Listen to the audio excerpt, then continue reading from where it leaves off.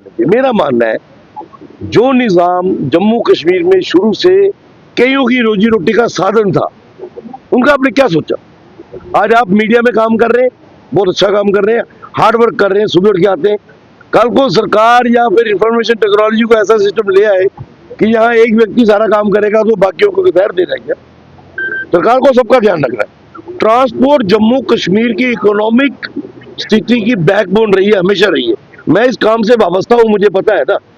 एक ट्रांसपोर्टर की परिभाषा ट्रक बस ओनर नहीं है। एक 3 व्हीलर वाला सुबह 4 बजे उठ के अपना ऑटो साफ करके स्टेशन के बाहर खड़ा होता है, सवारी उतरेगी, वो उसको कहीं डेस्टिनेशन पे पहुंचाऊंगा, उससे 200-300 रुपए लूंगा, जिससे मैं अपने बच्चों का पालन पोषण भी करूंगा और सरकार का भी करूंगा। सरकार का कैसे करूंगा? क्योंकि मुझे टोकन टैक्स भरना है, मुझे रोड टैक्स भरना है, मुझे पेट्रोल डीजल जब डलवाना है तो उसका हिस्सा भी सरकार को जाता है। ये बड़ी चीजें समराइज आप करोगे। ई बसों से सरकार ये बताए रेवेन्यू कितना जनरेट हुआ, ई बसें टोकन टैक्स कितना भरती है, ई बसें इंश्योरेंस कितनी कवर कर रही है। ये बड़ी चीजें हैं। इमोशनली इसको देखा जाए तो 20 लाख परिवार जम्मू कश्मीर का, मैं कह रहा हूँ, भूखमरी के शिकार हो जाएंगे।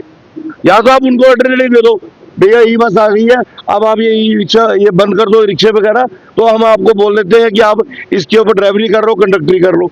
आप 200 बसें ला रहे हो, 200-250 ड्राइवर भी रखोगे, 250 कंडक्टर भी रखोगे, इनको क्या करना है? ई बसेस से सुविधा जो है, मुझे लगता है आप भी शायद उनकी रोजी रोटी खत्म करने वालों में से आपको लग रहा है कि एयर कंडीशन में झूठा मिल रहा है तो बड़ा अच्छा है।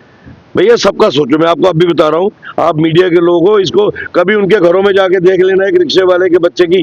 मैंने तो कई परिवारों से मिलता हूँ, मैं उनके घरों की स्थिति को जानता हूँ। जी तो अगर ऐसी गवर्नमेंट, मुझे कोई एतराज नहीं, लेकिन इनका क्या करना है? सरकार इसके ऊपर कोई व्हाइट पेपर जारी करे ना कि ये जम्मू की जो कश्मीर की पूरी बसें खड़ी हो जाएंगी, तो वो लोग कहाँ जाएंगे? उनकी रोजी रोटी। मैंने कहा ना, एक ट्रांसपोर्टर जब गाड़ी लेके सुबह घर से निकलता है तो उसके साथ खाली उसका ड्राइवर कंडक्टर नहीं है, जो टायर पंचर लगाता है, टायर में हवा भरता है, उसकी रोजी रोटी भी वहां से होती है। ई बसों वाले टायर कहाँ से पंचर लगवाएंगे? उनका अपना यार्ड बना होगा, उन्होंने हवा कहाँ से भरवानी है? उनका सरकारी वहां यार्ड बना, वहां से भरेंगे। ये बाहर जितने वेंडर्स खुले हैं, ये किसको करेंगे? ये बड़ा समराइज करके देखना पड़ेगा। सबकी रोजी रोटी का साधन रखने की जरूरत है, लोगों को सुविधाएं दीजिए, ऐसी बात नहीं है। आप कोशिश कीजिए, जो लोग प्राइवेट हमारे ओनर्स हैं, इनको कहा जाए कि ई बस के पैटर्न के ऊपर आप गाड़ी डालिए ना, आप चलाइए गाड़ी, हम आपको कहाँ मना कर रहे हैं।